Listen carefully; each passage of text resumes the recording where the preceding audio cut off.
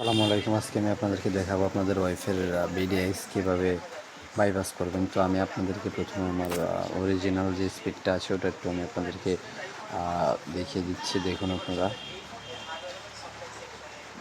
এখানে original speed আমার 4 MB 5 MBর বেশি উঠছে না। তো আমি যদি আমার বিডিএক্সের ডিপেন্ড ইউজ করি তখন আপনারা দেখতে পাবেন আমার স্পিডটা কত পরিমাণ আপ হয়েছে। দেখুন এখানে 100 MBps পাবেন, ফুল পাবেন। আপনার আইএসপি আপনাকে যত স্পিড দিবে তত পাবেন। দেখুন আপনারা এটা হচ্ছে ডাউনলোড স্পিড। আপলোড স্পিডটা দেখুন, আপলোড স্পিড আরও ফাস্ট। সো আপনারা যারা এটা নিতে চান আমার ইউটিউবে সাবস্ক্রাইব করবেন অবশ্যই, করে আমাকে একটা চ্যানেল নিচে একটা কমেন্ট করলে আমি আপনাদেরকে লিঙ্কটা পাঠিয়ে দেবো।